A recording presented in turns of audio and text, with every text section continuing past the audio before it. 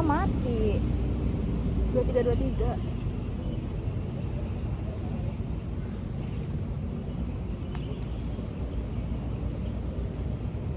Selamat siang Kak. Siang. Sebelumnya saya izin perkenalan diri terlebih dahulu. Saya Aurora Nita Tamesti dari salah satu pengurus di BEM 2024-2025. Nah, saya izin mewawancarai Kakak sebagai salah satu mahasiswa yang masuk dalam kriteria wawancara. Apakah siap Kak? Insyaallah. Oke, saya mulai pertanyaannya ya Kak. Sebelumnya boleh ceritakan sedikit tentang diri kamu, kayak mulai dari nama, asalnya dari mana, terus juga domisili. Oke, perkenalkan nama aku Hairunisa, biasanya teman-teman manggil aku Ica. Aku domisili di Bogor dan kebetulan sekarang tetap tinggal di Bogor. Oke, berasal dari jurusan mana Kak? Dan sekarang tuh semester berapa? Aku dari jurusan akuntansi, program studinya D3 Keuangan dan Perbankan, angkatan 2022 dan kebetulan sekarang sudah semester 6. Yeay, sudah mau sidang. Terus apakah kamu pernah aktif di organisasi kayak menjabat di BEM, KSM, UKM, HMJ atau sebagainya? Pernah pas awal masuk ya, jadi aku ikut KSM Pankreas dari semester 1 sampai semester 3 aja, karena alasan aku keluar itu ada kecelakaan di mana itu tidak mendapatkan izin dari orang tua untuk ikut KSM itu lebih lanjut. Jadi sekarang udah nggak ikut ya Kak? Iya betul. Kalau boleh tahu waktu itu berhentinya tuh di semester berapa Kak?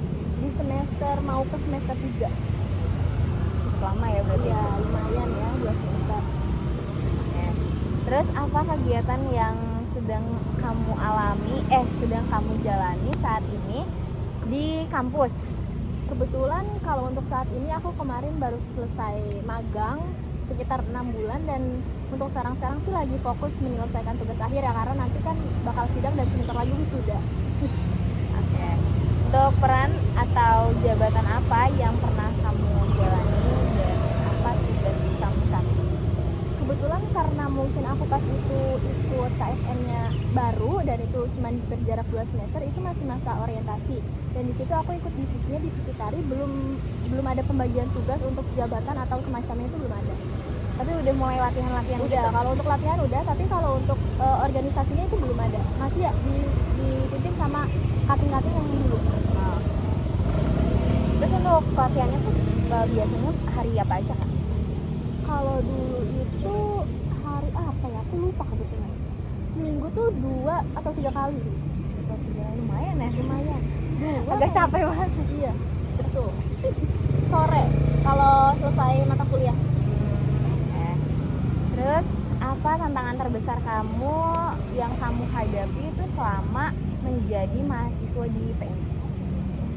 Tantangan terbesar. Iya. Kalau tantangan terbesar sih apa ya? Sebenarnya aku enjoy aja yang ngejalanin kuliah. Tapi kalau untuk tantangan terbesar mungkin capek ya. Namanya mahasiswa kan capek. Yang bikin capek sebenarnya kita bukan karena kuliahnya atau bukan karena mata kuliahnya, tapi itu karena pulang perginya. Dan itu menurut aku cukup yang nguras tenaga juga, karena kalau misalnya besoknya sakit tuh ngelongkap mata kuliahnya cukup jauh, cukup ngulangnya itu cukup capek juga. Kalau tantangan terbesarnya sih nggak ada ya, mungkin di semester akhir baru kerasa. Kalau Karena tantangan sidang itu gitu ya mengejar-ngejar jadwal sidang. Ya.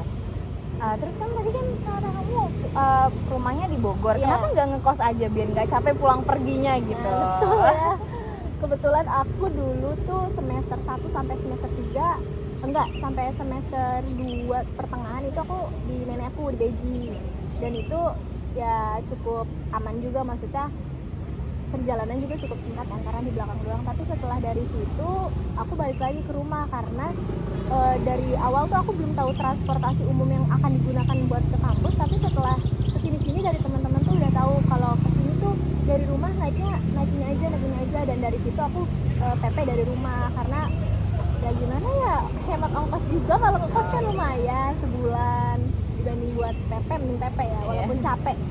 Itu resikonya capek doang sih sebenarnya. Oke, berarti kalau dari orang-orang sekitar kamu tuh nggak ada yang itu ya? Aman aja. aja aman sih, kalau aja. aku oke aja. Oke, lanjut Kak. Kalau dalam hal akademik, apa saja kesulitan yang paling sering kamu alami? Akademik Belajar nih. belajar sebenarnya nggak sulit ya kalau ada kemauan. Malesnya itu kan. Cuman kalau dari akademik sih aku apa ya, mungkin ini kalau misalnya dosen ngasih tiba-tiba ngasih kuis atau ngasih soal yang itu sebelumnya dosen itu tuh nggak masuk, jadi kita harus ekstra di bab yang ini tuh harus harus udah paham dan besoknya auto quiz gitu. Tapi pernah kan? Pernah. Dosennya killer? Dosennya sih sebenarnya nggak killer. Oh, nggak killer. Tapi agak dadakan gitu. Iya, agak dadakan banget, itu bukan dadakan lagi. Tapi berarti ngasih taunya pas hari itu juga, jam Iya, itu juga. Iya, kita quiz Nggak ya. dari semalam. Enggak, pagi nih. Siang itu ini kan, siang itu mata kuliah dia, jadwal mata kuliah dia, dan pagi dia ngasih tahu, oh nanti siang kita quiz ya, materinya tentang mata kuliah yang ini dari ini, dan kita tuh yang bilang di grup, loh Pak, pas mata kuliah ini Bapak nggak masuk. Terus dia bilang, saya nggak masuk, tapi kan saya menyuruh kalian untuk mempelajari, bukan berarti kalian nggak ngapa-ngapain ketika saya nggak masuk. Tuh. Oh iya, tapi nggak ada salah. Nggak salah, Nggak itu salah. kita yang salah. Terus kan tadi kata kamu juga menyebutkan kata malas ya, itu gimana tuh? Sebenarnya kalau malas ya, kalau aku gimana ya namanya malas ya. Kalau malas sebenarnya itu harus dipaksa. Mau kamu misalnya kalau untuk sekarang, kalau malas sekarang itu kebetulan mahasiswa semester akhir tuh ngurusin tugas akhir atau skripsi, terus berkas-berkas yang lainnya itu malas, dibilang malas banget.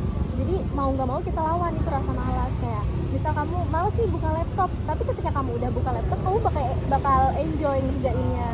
Itu harus diawali sih kalau malas itu ya, harus dipaksa nih biar kita ya udah jalanin aja, nanti juga terlampaui. Kalau misalkan kasur kamu nih manggil-manggil terus kayak gimana tuh? Ayo dong, tiduran aja, rebahan gitu. Itu gimana? Itu bukan itu bisa ya, kerjain TA sambil tiduran itu bisa. Kerjain semuanya sambil tiduran itu sebenarnya bisa. Emang iya? Bisa. Kalau misalnya ngerjain TA atau skripsi tuh kalau udah capek pasti sambil tiduran. Mau nggak mau ya. Karena udah pepet juga kan. Besok bimbingan nih, tapi bab yang ini belum selesai. Mau nggak mau kamu harus ekstra mengerjakan sistem kebut semalam itu. Nah terus kan sekarang lagi sidang, lagi proses sidang nih Kak. Kan ada tantangannya kayak dari dospemnya revisian terus gitu. Itu gimana tuh Kak cara menghadapinya?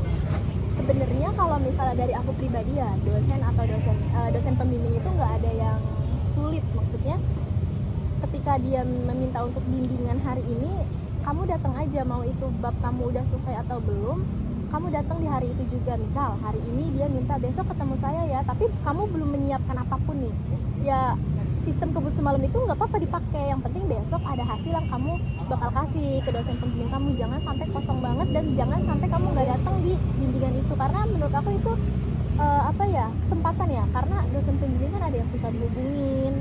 Jadi apabila dia minta untuk bimbingan ya segera aja gitu, kapan lagi dia minta, daripada nantinya tuh dia nanti. Dan itu dosen pembimbing tuh nggak mau kalau udah di akhir-akhir dicecer. Misal kamu mau sempro tapi bab 2 kamu mau jalan bab 3 tuh belum di ACC kan, kalau sempro bab 1 sampai bab 3 kan. Nah di minggu-minggu ini terakhir penutupan sempro, dosen pembimbing itu nggak mau, dia dikejar sepres itu buat kamu sempro di minggu depan, itu nggak mau. Jadi dia maunya tuh dari jauh-jauh hari. Jadi kamu kan sebelumnya magang ya, terus gimana nih? Iya itu kalau di kantor lagi sepi ya itu bisa sambil ngerjain TA. Kalau misalnya bimbingan ya boleh ya, namanya anak magang boleh pasti izin untuk bimbingan ke kampus. Tapi kalau buat bagi waktu ngerjain TA, aku tuh kadang bawa laptop ke kantor, atau kalau kantor aku tuh boleh ya pakai laptop dia untuk mengerjakan tugas akhir itu boleh. Jadi kalau lagi break, lagi istirahat itu ngerjain aja sambil makan. Ya kamu iseng-iseng aja ngerjain kayak separagraf 2 paragraf, yang penting ada hasil di hari itu. Kalau aku per hari itu harus ada, apa yang aku tulis di hari itu tuh harus ada gitu. Tapi kalau misalnya otak lagi nggak jalan, Nggak usah. gimana? Oh nggak usah. Kalau lagi nggak jalan nggak usah, daripada tulisan kamu nggak nyambung nih jadinya. Oke. Selanjutnya Kak, apakah kamu terbebani secara finansial selama kuliah? Jika iya, apa bentuk beban tersebut dan bagaimana kamu cara mengatasinya? Alhamdulillah kalau untuk finansial aku enggak ya. Kebetulan aku dapat UKT rendah juga. Terus paling kalau untuk lagi uang jajan itu aku kadang iseng-iseng kayak buka buket kayak gitu. Kayak gitu aja sih. Iya. Tapi Tapi berarti lomba. sekarang buketnya masih berjalan. Oh sekarang ntar dulu. Oh, lagi ntar dulu sidang ya. Yang jualannya lagi mau sidang ya. Oke. Jadi close order dulu. Ya siapa tahu gitu ada yang order ke Iya, kamu gitu. sebenarnya Oh ada. ada banyak yang nanyain. Terus? Cuman aku kayak nggak sanggup daripada mengecewakan pelanggan, Iya. kan nggak baik gitu. Jadi kamu hold Iya. dulu ya. Iya jangan dulu ya. Aku mau sidang. Malah aku minta doa nih ke orang Oh yang iya. mau. Nah, oke. Terus menurut kamu apa saja kebutuhan dasar mahasiswa PNJ yang masih belum terpenuhi dengan baik? Dasar ya, Iya. kendaraan kalau kata aku. Karena kalau Bipol itu kan cuma Ada 3. 4 Bipol itu ada 4, cuman kan jamnya itu enggak, maksudnya 24 jam sih nggak mungkin. Maksudnya tuh kayak setengah hari tuh dia cuma dari jam 7 sampai jam 10. Nah kita kan kadang ada jadwal jam 11, jam 12, jam 1 dan dia baru keluar lagi ketika jam 2. Jadi menurut aku kendaraan yang penting sih, dasar banget itu kendaraan. Cuman kalau orang yang rajin-rajin aja yang jalan gitu ya, yang dia on Depan. time ya. Tapi kalau orangnya yang nggak on time nih, yang buru-buru kan nggak kekejar, kalau jalan capek juga lari. Nah menurut kamu itu kenapa kayak gitu Kak? Kenapa apanya nih? Fasilitasnya Bipol kayak gitu ada jamnya gitu, kenapa nggak yang kayak Bikun setiap hari kan muter terus dia, itu kenapa sih Kak? Kalau misalnya untuk Bikun itu kan fakultasnya banyak, dan Bikun itu kendaraan umum di UI. UI itu kan ada rumah sakit kan? Iya. Nggak mungkin kalau misalnya, jadi tuh ibaratnya orang yang naik Bikun itu nggak semuanya warga Universitas Indonesia itu. Tapi kalau PNJ, kalau Bipol itu mayoritas yang naiknya itu anak-anak PNJ. Jadi dia ngikutin jam-jam yang udah dikasih sama rektor. Jadi ibaratnya mahasiswa tuh masuknya jam segini sampai jam segini, nanti ada lagi tuh dia pulangnya, emang jadwal mahasiswa kan pulang jam 2 kan, jam 2 sampai ke bawah sampai jam 6 itu jadwal pulang. Jadi kalau misalnya emang ada yang jam 11, jam 12 ke atas itu mungkin ada beberapa doang, jadi nggak menyeluruh gitu kali ya. Itu pas itu aku sempet nanya juga sih kenapa. Ya mereka ngikutin dari putusan rektor aja, jadi ya kalau memang mau jam 11 ke atas ikut jalan, sayang bensin juga menurut aku ya, karena sedikit doang nih. Kalau Bipol naik sedikit kan sayang juga. Iya sih, tapi di jam 2 itu kan ramai banget deh. Kalau jam 2 dia keluar.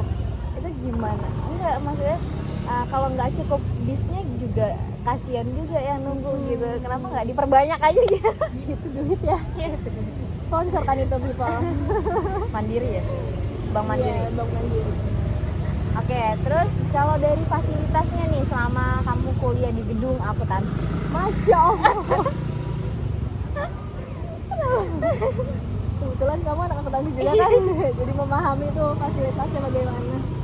Untuk fasilitas, iya. ya nikmatin aja ya. Berarti kamu ada TV-nya di kelas? Ada. Oh, kalau aku nggak ada. Masya Allah. Mungkin belum menyeluruh ya, dananya kan kita habis rombak Bank Mini juga. Ya mungkin dananya nanti pelan-pelan, tapi untuk fasilitas ya cukup memadai. Kalau menurut kamu toiletnya gimana? Dari toilet deh. Kalau Ketahuan air ya, kebersihan. air kadang tuh sebenarnya yang nggak harus disalahin itu bukan helpernya ya, tapi diri kita pribadi sebagai mahasiswa, karena Iya. kita udah dewasa loh, tahu yang kotor, tahu yang harus dibuang, tahu yang harus disiram, tapi malah jadi kotor kayak gitu. Itu kan dari diri kita sendiri. Gimana ya, bilanginnya susah juga, padahal udah ditempel tuh. Iya. Khusus buat misal, maaf ya, untuk pembalut buangnya ke tong sampah yang ini, tapi masih ada aja tuh yang naruh lah, yang nggak disiram lah. Itu ya unsur orang harus Kesadaran diri. kesadaran diri ya. Terus sejauh ini apakah kamu tahu apa saja program atau kegiatan yang dilakukan oleh BEM PNJ? Sebutkan aja. Yang aku tahu ya, cahaya gak sih? Oh iya, Cahaya. betul. Apa lagi?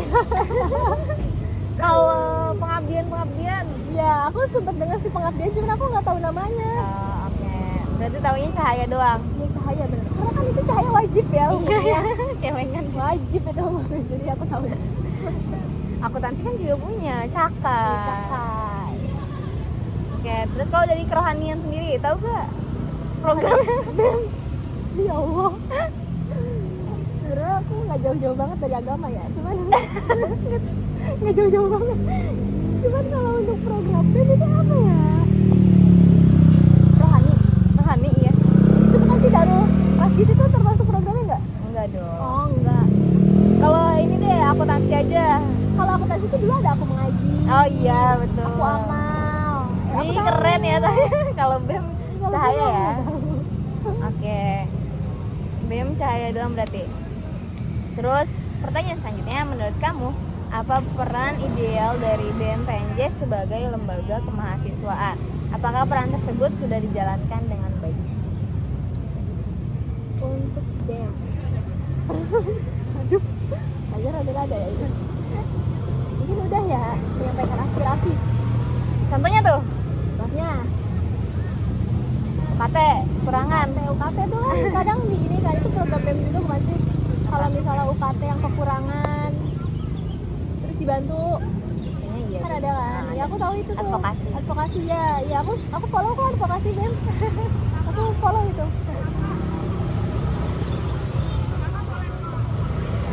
Lagi wawancara.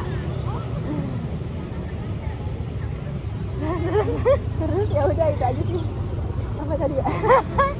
Kamu ingat ya? Lupa. Iya. Perannya cuma itu doang berarti. Dia menyampaikan aspirasi. Peran BEM itu apa aja sih, Bang? Iya. Jujur nggak tahu. Ntar aku cut ya. Boleh kan? Boleh. Aku soalnya nggak terlalu fokus ke sana. Oke, terus untuk selanjutnya aja, apakah kamu pernah merasa terbantu oleh program atau kebijakan BEM? Jika iya, dalam bentuk apa? Jika belum, kenapa? Jujur Kayak belum. UKT tadi tuh, kamu pernah apa enggak gitu? Enggak, maksudnya jujur aku BEM itu belum ya. Kalau kayak tadi yang UKT, aku kan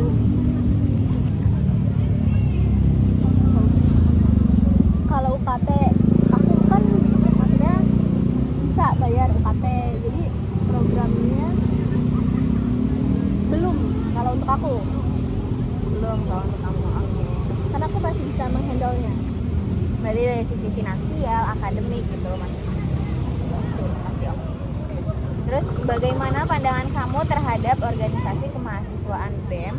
Apakah kamu merasa mereka relevan untuk kebutuhan mahasiswa saat ini?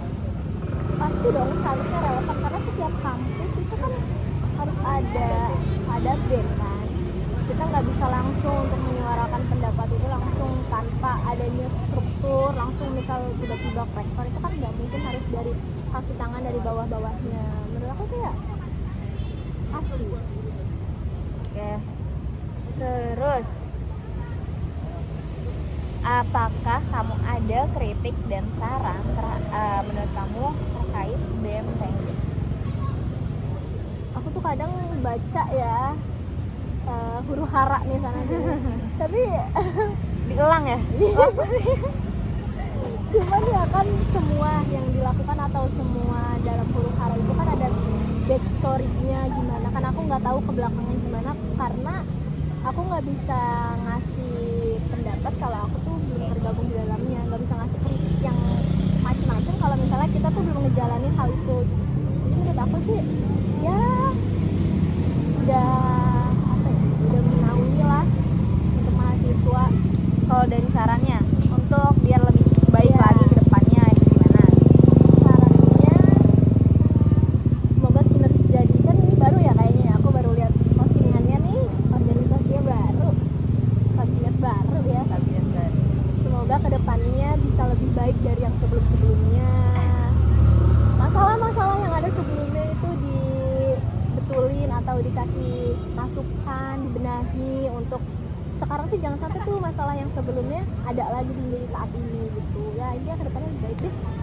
Oke, terus apa harapan kamu terhadap BEM ke depannya? Terus program seperti apa yang menurut kamu tuh penting buat dijalanin? Kalau harapan kayak tadi ya, sebenarnya ya udah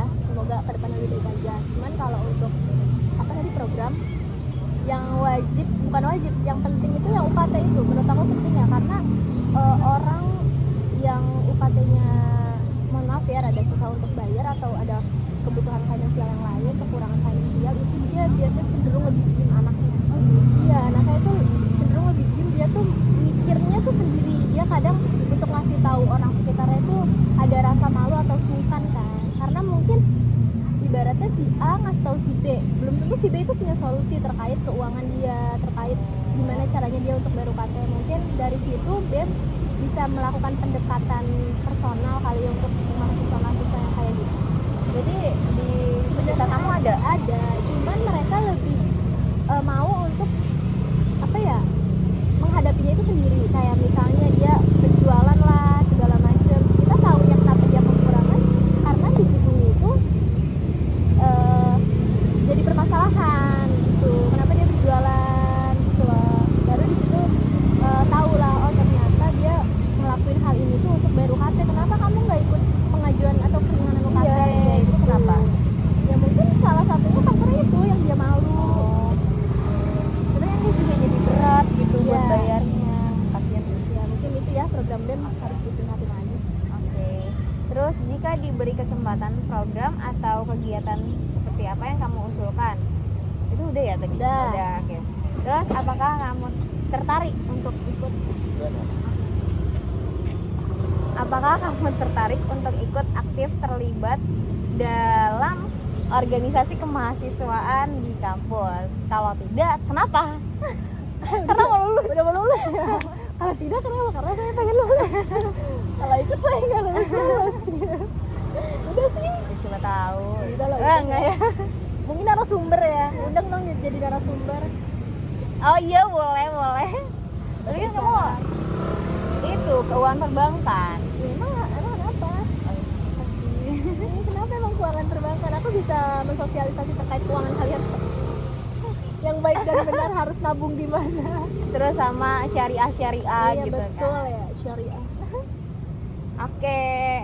Sepertinya udah selesai ini semua pertanyaannya. Ya ternyata. Kalimat penutup dong, Kak. Kalimat penutup apa nih? Apa ya? Udah nggak apa-apa yang macam-macam aja kayak harapan tadi udah, tapi udah Iya. kalimat penutup aja. Ya udah, terima kasih untuk memilih aku sebagai narasumber kamu. Mungkin yang aku sampaikan itu terlihat tergolong umum ya untuk didengar, cuman ya ambil aja baiknya, pilah yang emang nantinya bakal jadi kedepannya lebih bagus untuk band, itu ambil aja. Dan kalau misalnya ada kesalahan atau pengucapan dari kata-kata, mohon maaf. Makasih. Terus juga aku izin ngerekam percakapan kita. Terus juga nanti aku izin masukin ke laporan hasil wawancaranya. Boleh, silakan. Oh ya, nanti kamu mau aku share juga nggak hasilnya? Boleh. Boleh. Takutnya ada kalimat yang nggak sesuai gitu Iya. penulisannya. Oke. Ini BTW kedengeran ya? Nah itu Ada. Aduh, udah panjang-panjang ini nggak kedengeran. insya Allah kedengeran. Tapi tadi di sana kita kedengeran ya. Kedengeran. Oke. Oke. Aku tutup Terima itunya ya. kasih. Terima kasih ya Kak. Terima kasih banyak. Terima kasih. Selamat sidang. Ya aku doain Kamu ya. kapan sih? Doain aku sidang 2